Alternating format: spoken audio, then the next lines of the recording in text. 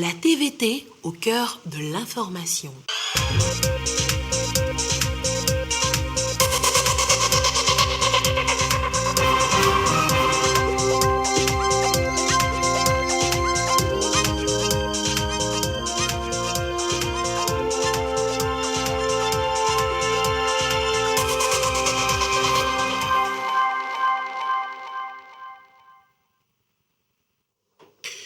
Recep Tayyip Erdogan est attendu à Lomé demain mardi. Il effectue sa toute première visite diplomatique dans notre pays. Occasion pour nous de revenir dans cette édition sur l'excellence des relations qui existent entre le Togo et la Turquie. Toujours dans ce journal, nous vous ferons découvrir les points essentiels au menu ce matin de la 22e session du dialogue politique Togo-Union européenne. Le biogaz, une stratégie de lutte contre la pollution environnementale. Le gouvernement fait sa promotion. Nous irons dans la Kosa et à Dangpen pour apprécier ce qui est fait concrètement dans ce sens. Et enfin, la CEDEAO met en garde le Mali sur la tenue de l'élection présidentielle. Nana Akufo-Addo l'a rappelé à Assimi Goïta hier que l'élection présidentielle prévue en février devra se dérouler comme prévu. Voilà pour le sommaire. Où que vous soyez, vous êtes en direct sur la télévision togolaise. Bonsoir et bienvenue dans cette édition. Nous ouvrons ce journal par ce communiqué du ministre d'État, ministre de l'administration territoriale, de la décentralisation et du développement des territoires. Dans le cadre des excellentes relations d'amitié et de coopération qui unissent nos pays et à l'invitation de son Excellence M. Faure Sozimna Singbe, président de la République togolaise, leur Excellence Monsieur Recep Tayyip Erdogan, président de la République de Turquie, Monsieur Roch Marc Christian Kaboré, président du Burkina Faso, et Monsieur Georges Mané Weah, président de la République du Libéria, effectuent une visite d'amitié et de travail au Togo demain mardi 19 octobre 2021. Afin de réserver un accueil chaleureux, cordial et authentique à nos illustres hôtes, le ministre d'État, ministre de l'administration territoriale, de la décentralisation et du développement des territoires, invite sous réserve de présentation du pass vaccinal anti-Covid ou du test PCR négatif de moins de 112 heures les personnalités ci-après. Les présidents des institutions de la République, les membres du gouvernement désignés, le corps diplomatique, le chef d'état-major général des FAT, les chefs d'état-major des armées, les députés membres du bureau de l'Assemblée nationale, les préfets du Golfe et d'Aguanivé, 2 membres de la fessière des communes du Togo, les chefs traditionnels de la préfecture du Golfe, à se rendre à l'aéroport international Gnassingbé Eyadema de Lomé le mardi 19 octobre 2021 à 8h30. Au nouveau palais de la présidence de la République le mardi 19 octobre 2021 à 11h. Un communiqué signé par le ministre en charge de l'administration territoriale, le ministre d'État, Payadowa Boukbessi. Et cette visite diplomatique d'amitié et de travail du président turc Recep Tayyip Erdogan auprès de son homologue togolais Faure Singbe va permettre de resserrer les liens politiques, économiques et culturels entre les deux pays. Ce soir, nous allons faire le point de la coopération dynamique entre le Togo et la Turquie, et c'est avec Ramdan Bassina. Le Togo entretient d'excellentes relations bilatérales avec la Turquie. Elles sont dynamiques et fructueuses au plan diplomatique, économique et commercial. Les deux pays ont toujours su renforcer cet élan d'amitié et de coopération à travers plusieurs rencontres de haut niveau. La venue au Togo du président turc Recep Tayyip Erdogan est le témoignage de l'excellence de ces relations. L'hôte du Togo et le chef de l'État Faure Sozimna Singbe saisiront cette occasion pour aborder d'autres sujets d'intérêt commun au bénéfice de leur population. Déjà, divers accords lient la Turquie et le Togo, notamment le protocole d'entente relatif à l'établissement d'un mécanisme de consultation politique entre les ministères des Affaires étrangères des deux pays. À cela s'ajoute l'exemption réciproque de visa pour les détenteurs des passeports diplomatiques ainsi que le mémorandum d'entente relatif à la coopération entre les ministères des Affaires étrangères du Togo et l'Académie diplomatique de la République turque.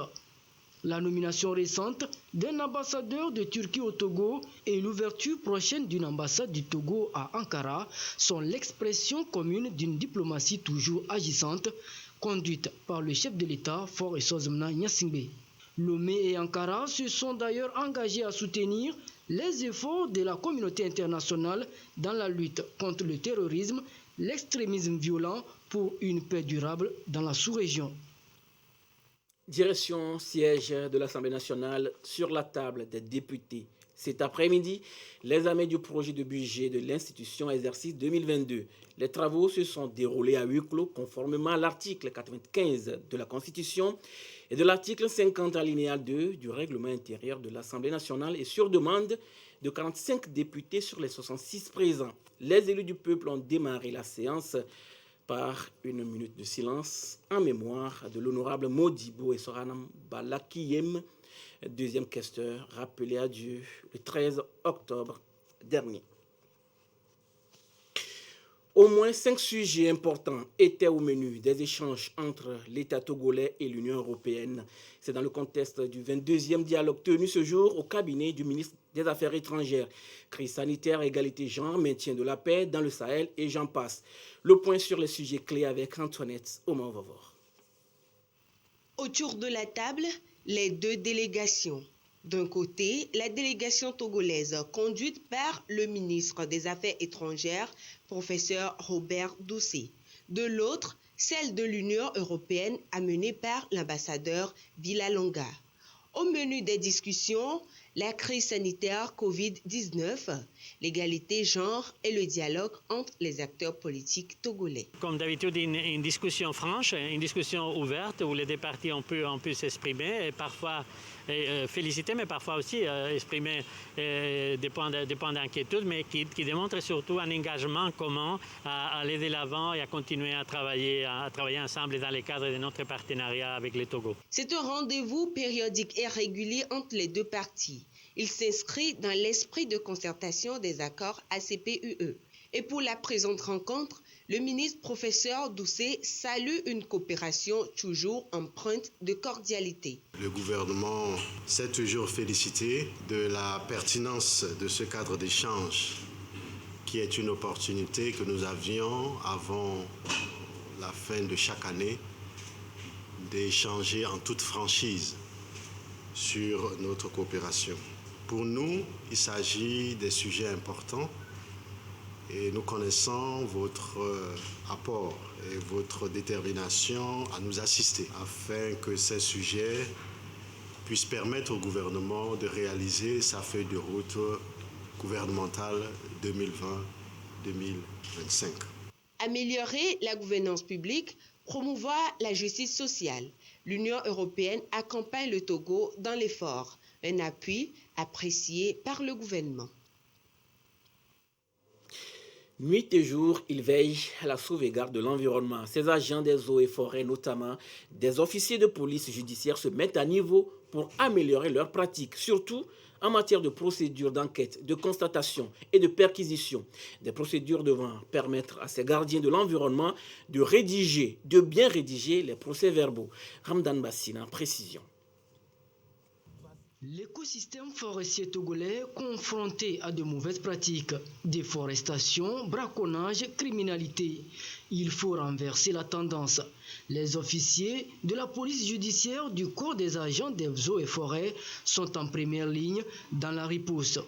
Ils sont formés sur les procédures de police judiciaire. La gendarmerie et les magistrats mettent à contribution leur expertise. Nous aurons successivement à parcourir l'éthique et déontologie, n'est-ce pas, la typologie des infractions, le droit pénal général, la procédure pénale, les techniques d'enquête en gendarmerie et pour transposer donc en police judiciaire aux forestiers. Et à la fin, nous aurons établi des procès-verbaux. Une centaine d'agents des eaux et forêts sont déjà formés dans le domaine. Ils disposent des outils de gouvernance forestière pour préserver l'environnement. Quotidiennement, ils se livrent à des opérations de contrôle forestier. Cela ne peut se faire que d'une manière méthodique, manière méthodique suppose que vous maîtrisez vous-même les règles de procédure qui vous permettent de produire des rapports de sorte que la pression qui s'exerce sur les ressources soit contrôlée, soit suivie de manière propre, de manière méthodique, de manière légale. La formation initiée par le ministère de l'Environnement et des Ressources forestières est financée par le projet de renforcement de la résilience de la zone côtière ouest africaine. Une démarche en phase avec la feuille de route gouvernementale 2020-2025. Lutte contre la pollution de l'environnement, les pouvoirs publics ne lésinent pas sur les moyens pour mettre en place des techniques appropriées afin d'atténuer les impacts sur l'écosystème. Au rang de ces stratégies, le développement des projets de biogaz. Nous allons nous rendre dans les cantons de Natiboré et de Tchitchao pour voir ce qui est fait sur le terrain. Ulrich Amégan fait partie de la mission conduite par le ministère en charge de la planification qui est allé faire l'état des lieux. Reportage. Sur la route de Sarakawa, à la traversée de la Poussière, sur cette voie en plein chantier. Un peu plus d'1h30 de trajet et nous arrivons à Natiboré, dans la préfecture de Dangpen. Localité quelque peu écartée de la ville, mais les infrastructures socio-économiques de base qui y sont réalisées rassurent plus d'un. De l'électricité avec des lampadaires solaires pour l'éclairage, de l'eau potable avec l'installation de chauffarage mixte, tous au profit des populations.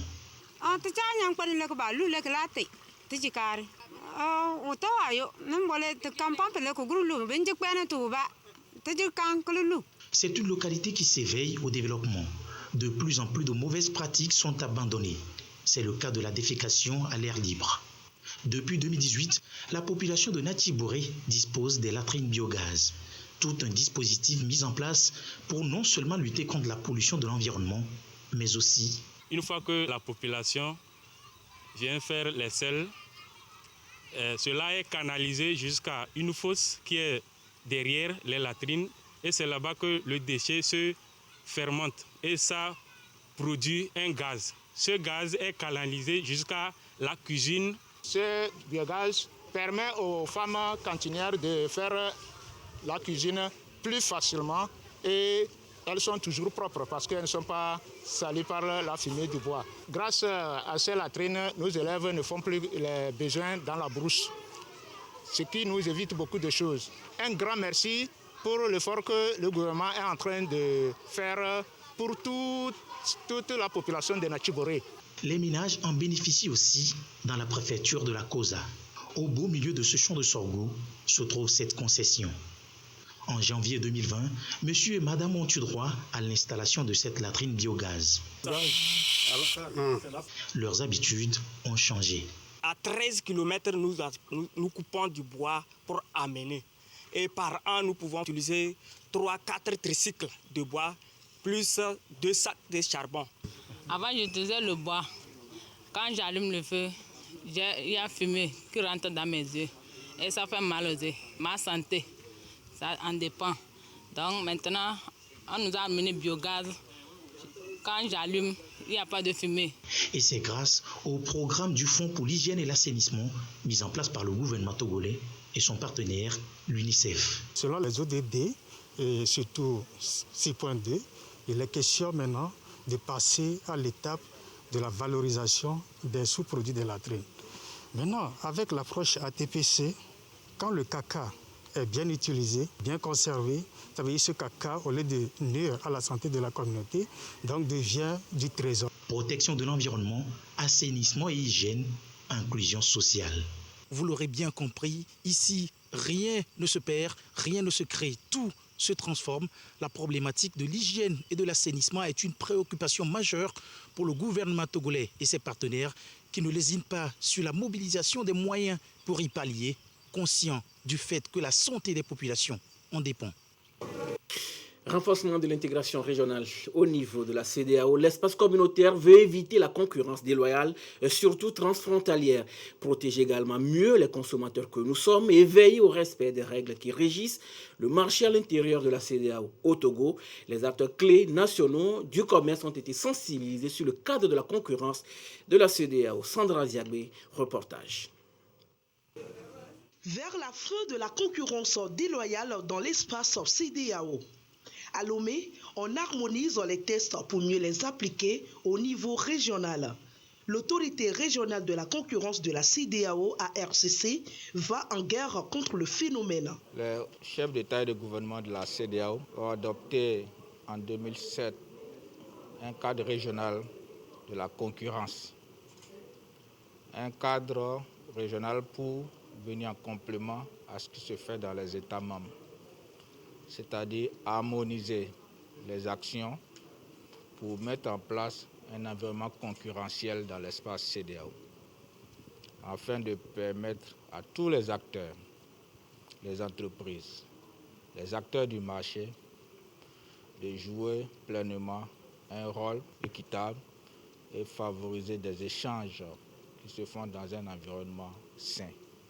Au Togo, l'autorité nationale en charge de la concurrence mène des actions sur le terrain. Celle régionale se réjouit de l'initiative et compte doter cette commission de plus de moyens pour plus d'efficacité. Nous avons au niveau des experts et les participants du Togo lors de la dernière réunion que nous avons tenue à Abidjan pour adopter par les experts nationaux ces cadres opérationnels. Ces documents importants seront soumis au ministre du Commerce qui doivent les endosser avant d'être soumis au Conseil des ministres de la CEDEAO pour adoption. Ce conseil va travailler désormais de concert avec l'autorité de chaque État membre. Les structures étatiques nationales vont être renforcées dans ce sens. Les discussions ont d'ailleurs tourné autour de l'appropriation, la transposition du cadre régional de la concurrence et son application au Togo.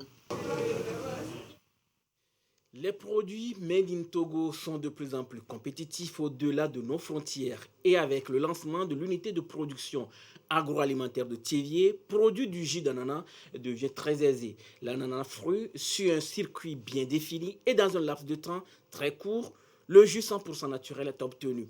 Je vais vous laisser suivre avec Clarisse Atikle les étapes de sa préparation. Adjo, la trentaine, est transformatrice de l'ananas en jus à Thiévié. Désormais, c'est ici, à l'unité de production agroalimentaire de Zio, qu'elle prépare son jus d'ananas 100% naturel, sans additifs et sans sucre ajouté. Avant, là, je produis mes jus à la maison. Je fais ça avec la main. Je découpe les ananas, je presse avec la main. En ce moment-là, c'est très difficile. Avant, je n'arrive pas à produire des quantités que je veux. Mais quand on a mis en place cette unité, j'amène les matières premières ici. Ça me facilite le travail. Quelques minutes suffisent à Adjo pour avoir le produit fini, prêt à être consommé. La mise en bouteille du jus se fait sur place. Puis, la bouteille est stérilisée afin de lui garantir les conditions d'hygiène. Il y a d'abord une formation des membres sur ce qu'on appelle les bonnes pratiques d'hygiène et de fabrication. Au niveau de l'équipe, il y a un ingénieur agroalimentaire qui est permanent avec eux et qui assure vraiment toute la traçabilité du produit. Pour notre jeune transformatrice, la tâche est maintenant plus facile et l'activité plus rentable. Je mettais mes jus dans les plastiques et je vendais ça à 100 francs. Mais maintenant, je mets ça dans les bouteilles et je vais vendre ça une à 350 francs. Du gain pécunier et en temps pour les fabricants de jus donc. Les producteurs d'ananas aussi vont pouvoir écouler rapidement leurs produits. Un coup de pouce à la production et à la consommation locale. C'est l'approche par compétence APC qui est maintenant exigée dans le programme de formation au niveau de l'enseignement technique et de la formation professionnelle. Cette approche a été lancée ce matin. La première phase concerne les conseils pédagogiques. Ils seront également formés à l'utilisation de l'application dénommée Insert Jeune. Les avantages de ces innovations avec Clarisse Atikle. Approche par les compétences APC implémentée dans le sous-secteur de l'enseignement technique et de la formation professionnelle. Des méthodologues, conseillers pédagogiques sont ici formés sur cette approche suivant la méthodologie OIF. À l'issue, les apprenants vont acquérir des compétences directement applicables sur le marché de l'emploi. Nous avons choisi pour cette formation action un métier, celui de la plomberie sanitaire. Donc nous allons réaliser pendant 2 jours une analyse de situation de travail avec une dizaine de professionnels du métier. Ensuite, nous élaborerons un référentiel métier-compétences. Également au programme de la formation, l'application Insert Jeunes développée par l'OIF. Nous sommes en train de développer des outils qui vont les accompagner dans leur processus d'insertion post-formation. L'application Insert Jeunes, qui sera une application nationale par la suite. L'outil Insert Jeunes sera donc implanté dans 15 établissements pilotes, dont l'Institut national de formation et de perfectionnement professionnel, INFPP. L'outil nous permettra non seulement de calculer les taux d'insertion des jeunes, mais également de voir si les entreprises sont satisfaites de ce que nous formons dans nos centres de formation. Pour la première phase de la formation qui s'étend jusqu'en octobre 2022, 10 méthodologues conseillers pédagogiques auront de quoi offrir une formation de qualité aux apprenants. Nous avons besoin donc de ces méthodologues, de les renforcer, de les former pour qu'ils puissent nous produire des curricula de qualité, qu'ils puissent nous produire des programmes de qualité et qu'ils puissent accompagner les autres aussi à maîtriser cela pour que nous ayons des programmes qui répondent aux besoins actuels de notre pays.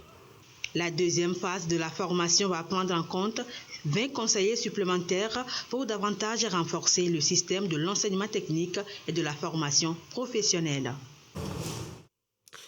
L'actualité sanitaire au Togo, la situation de la pandémie au nouveau coronavirus se présente comme suit. À ce jour, lundi 18 octobre 2021, le nombre de cas confirmés est de 25 903.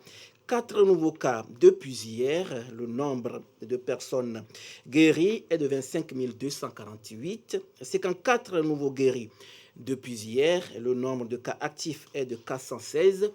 Le nombre de décès, malheureusement, de 239. Un communiqué rendu public par le ministre en charge de la Santé, professeur Moustapha Mijiawa. Au Cap-Vert, José Maria Neves a remporté l'élection présidentielle d'hier dimanche. L'ex-premier ministre a été élu dès le premier tour. Il a recueilli 51,5% des suffrages. José Maria Neves, nommé président du Cap-Vert, ancien Premier ministre, le candidat de la gauche historique du Parti africain pour l'indépendance du Cap-Vert, a remporté l'élection dès le premier tour avec 51,5% des suffrages, selon les résultats provisoires officiels. Quelques bureaux de vote doivent encore être dépouillés avant que les résultats soient validés par la commission électorale. Son principal opposant du mouvement pour la démocratie, Carlos Vega, a reconnu sa défaite et félicité son adversaire, n'ayant recueilli que 42,6% des suffrages. Plus de la moitié des Capverdiens inscrits ne se sont pas déplacés jusqu'aux urnes pour élire leur nouveau président parmi les 7 concurrents. L'élection de José Maria Neves annonce une cohabitation à la tête du pouvoir de l'archipel d'Afrique de l'Ouest. Le Cap-Vert étant doté d'un régime semi-parlementaire, le champ d'action du président est restreint, laissant plus de place au Premier ministre, au gouvernement et au Parlement. La CEDEAO se montre ferme avec le président de la transition malienne, Assimi Goïta. C'est ce qui ressort de la visite effectuée hier au Mali par le président en exercice de la CEDEAO, le Ghanéen Nana Akufo-Addo. Ce dernier est allé s'enquérir de l'état d'avancement du processus devant aboutir à l'élection présidentielle. Un reportage de nos confrères de Africa News. La CEDEAO met en garde le Mali sur la tenue des élections. Le président de la communauté économique des États de l'Afrique de l'Ouest, Nana Akufo-Addo, a rappelé au colonel Assimi Goïta que l'élection présidentielle prévue en février devra se dérouler comme prévu. Un membre de la délégation en visite au Mali a précisé que l'objectif était de faire passer un message ferme aux dirigeants par intérim. Des membres de la communauté économique devraient revenir à la fin du mois d'octobre et espèrent obtenir de nouvelles garanties. Nous avons manifesté aujourd'hui à l'aéroport, à l'accueil, pour montrer que le peuple malien est d'accord avec la CEDEAO, mais surtout d'accord lorsque la CEDEAO va nous comprendre et que la CEDEAO va nous aider dans ce sens. Nous sommes avec la CEDEAO, vous avez vu, la mobilisation a été très pacifique. Voilà, c'est pour montrer que le peuple malien est un peuple pacifique, est un peuple compréhensif, est un peuple ami à tous ceux qui souhaitent nous aider. Le colonel Assimi Goïta est à l'origine des 2 coups d'État qui ont secoué le Mali dernièrement. Après le premier putsch, il avait installé un gouvernement intérimaire sous la pression internationale avant de le démettre en mai et de s'annoncer président par intérim. En prélude au sommet mondial des jeunes filles qui se tiendra les 21 et 22 octobre à Lomé, une conférence de presse s'est tenue ce lundi. Objectif, relever l'importance de ce grand rendez-vous qui vise un potentiel avenir et leadership des filles pour un changement à tous les niveaux. Elia Banyandao, reportage. Des abus et violences sexuelles ou toute autre attitude et pratique défavorable, plus rien ne doit compromettre l'avenir de la jeune fille. Le prochain sommet des filles veut tabler sur le sujet. Un rendez-vous mondial pour assurer à cette couche son éclosion, mieux son épanouissement pour un avenir sécurisé. Ce sommet pour nous les filles est une opportunité de pouvoir échanger avec les dirigeants, les autorités, de quels sont les problèmes que rencontrent les jeunes filles, surtout lorsqu'elles sont engagées pour l'égalité, et quelles sont les alternatives, les solutions qui peuvent ressortir de ce sommet. C'est l'opportunité de montrer au monde entier les avancées majeures et les acquis pour l'égalité à partir du Togo, mais également pour toute l'Afrique, et la capacité de contribution africaine au débat mondial sur l'égalité en genre et l'égalité pour les filles.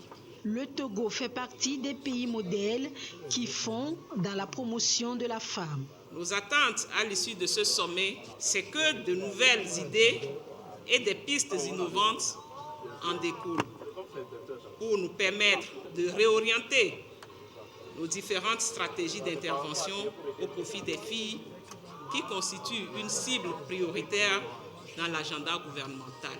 Le sommet mondial des filles pour promouvoir l'égalité se tiendra du 21 au 22 octobre prochain à Lomé. 3 axes principaux seront à l'ordre du jour. Filles et jeunes d'Afrique et du monde, une solution pour l'égalité, filles dans un monde virtuel et Génération Égalité, Paris et après. Une fierté nationale, notre compatriote bodybuilder de haut niveau, Bogan Manak, s'est encore illustré cette année au Luxembourg. Il vient de remporter 3 trophées lors des compétitions Belluscope et Hiroscope. Bogan Manak a compéti dans 3 catégories et s'en est sorti avec 3 coupes. Le compte rendu avec Chazena Baga. Mettre en valeur les muscles du corps à travers un enchaînement harmonieux de poses. Bogan Manak, notre compatriote bodybuilder résident au Luxembourg, est passé maître dans l'art du culturisme. Il vient de le prouver une fois encore à cette double compétition de haut niveau Belux Cup et Heroes Cup 2021. Pour ce rendez-vous, il a compéti dans 3 catégories. 2 fois le Master 1, plus 40 ans, et 1 fois les moins de 100 kilos. À chaque sortie, il est revenu avec un trophée. J'ai fait 2 fois 3e place et j'ai fait aussi une 2e place avec ma fille. Je tenais à vous remercier vraiment du fond du cœur d'avoir été avec nous.